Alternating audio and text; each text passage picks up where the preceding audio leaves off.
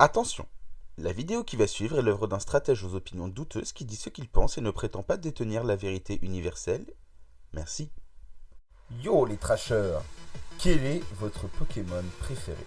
Si vous posez la question à quelqu'un, il y a 80% de chances qu'il réponde un starter. Et oui, le Pokémon préféré des gens, c'est presque tout le temps le Pokémon avec lequel il a commencé le jeu. Les starters Pokémon, ce sont des Pokémon qui sont donc de type eau, plante, feu, de manière historique.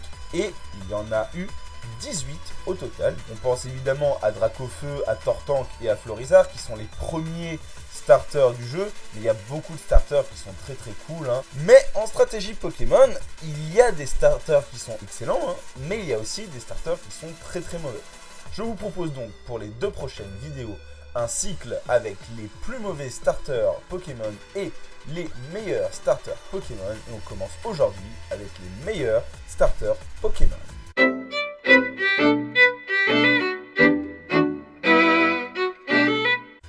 Le premier Pokémon dont on va parler, c'est l'Agron.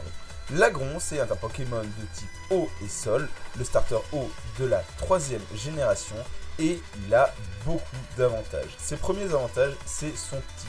En effet, le type eau et sol n'a qu'une seule faiblesse au type plante et a plein de super résistances utiles. Je pense notamment aux résistances roche, résistance feu ou encore une résistance acier. En plus de ça, l'Agron a énormément de bulk. Le bulk, je vous le rappelle, c'est la capacité à prendre des coups. En effet, avec 100 de base en PV, 90 dans les défenses, il est vraiment très difficile à tuer du premier coup et il tape quand même très très fort avec 110 en attaque. Mais le gros avantage qu'il a, ce Pokémon, c'est sa méga qui est... voilà quoi. Voilà.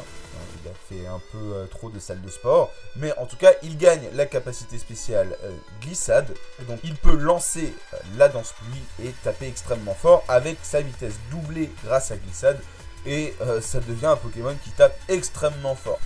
On notera aussi un accès à des moves très très utiles. Il a accès au piège de roc, à cascade, à séisme, à lame de roc. Et donc ça en fait un Pokémon qui est globalement extrêmement solide. Le deuxième Pokémon dont on va parler, c'est Florizarre.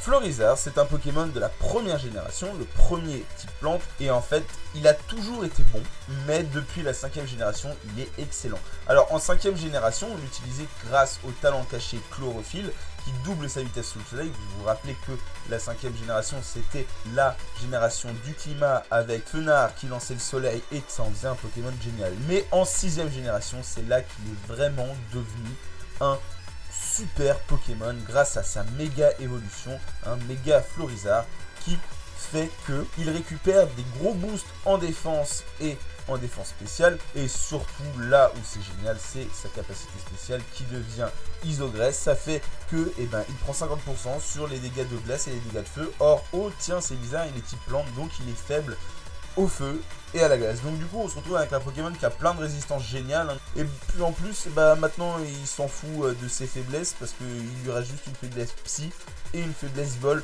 Donc ça en fait un Pokémon extrêmement difficile à tuer. Bonne chance pour le descendre.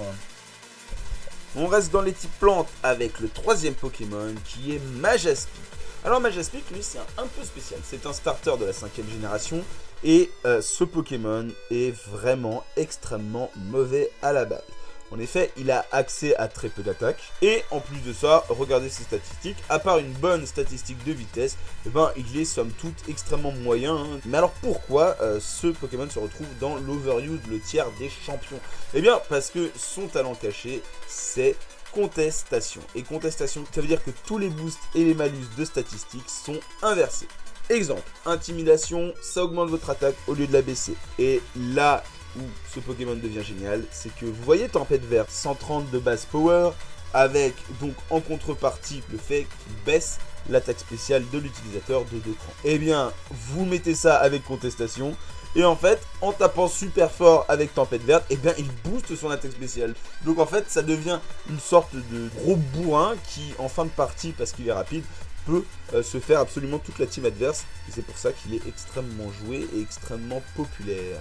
Le 4e Pokémon, mais vous l'attendiez tous, et c'est Dracofeu. Alors Dracofeu, c'est le Pokémon préféré par 50% des Pokéfans.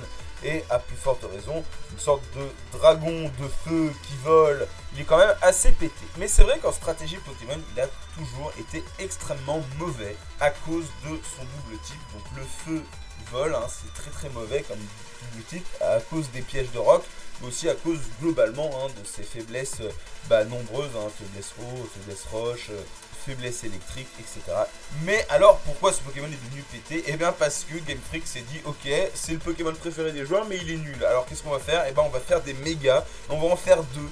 Et en plus de ça, elles seront toutes les deux aussi pétées l'une que l'autre. Il y en a une qui sera super puissante parce qu'on le transformera en dragon. Et puis après, il aura Danse Draco. Et puis il tapera tellement fort avec sa capacité griffe dure qu'il n'y aura aucun Pokémon qui pourra le prendre. Et mais en même temps, si on en faisait une autre version avec Sécheresse qui taperait sur le spécial tellement fort que même le Vénard, eh ben, il peut difficilement prendre ses attaques. Ah ouais, ce serait une super idée. Et comme ça, en plus, comme il peut méga évoluer soit dans l'un, soit dans l'autre, on ne sait pas comment on doit le gérer. Et du coup, eh ben, il va devenir complètement pété. Mais ouais, c'est une super bonne idée, Coco. Et voilà, et du coup, maintenant, on a un Pokémon complètement pété. Eh bien, ça fait extrêmement mal. Mais attends, Fildrong, petite pause là. Après t'être enflammé avec Dracofeu, on peut pas aller plus loin, on peut pas aller plus pété dans les starters. On a fait le mieux. Mon petit, tu as tort. Car il y a deux Pokémon starters qui sont tellement puissants qu'ils ont été bannis du tiers de l'Overunion. Et le premier de ces Pokémon, c'est Amphinobi. Amphinobi, c'est un Pokémon de type eau ténèbres, le starter eau de la 6ème génération. Et ce truc est excellent. Il a déjà une vitesse magnifique.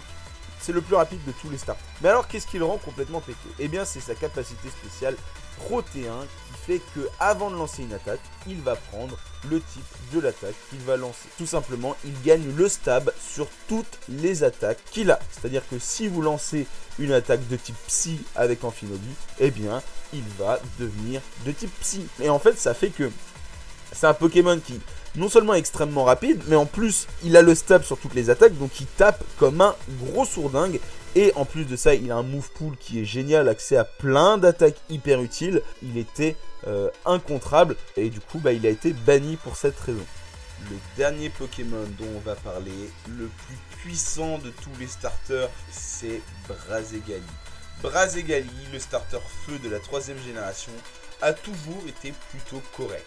Mais c'est en 5ème génération qu'il a gagné un truc qui l'a fait passer du statut de bon Pokémon à Pokémon complètement pété. Turbo.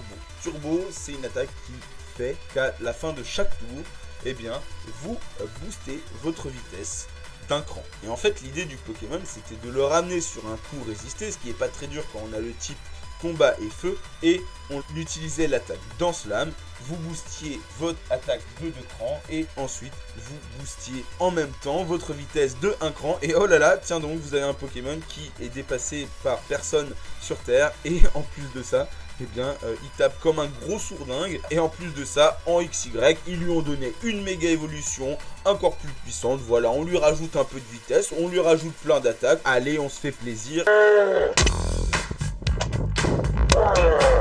C'est tout pour la vidéo d'aujourd'hui, j'espère qu'elle vous a plu. On se retrouve très bientôt pour la suite de cette série sur les starters, avec cette fois les starters les plus mauvais en stratégie Pokémon. En attendant, si la vidéo vous a plu, eh bien vous pouvez vous abonner, liker ou commenter la chaîne Pokémon Trash. Et moi sinon c'est Fildrong, j'ai aussi une chaîne YouTube, vous pouvez vous y abonner et je vous dis tchuss.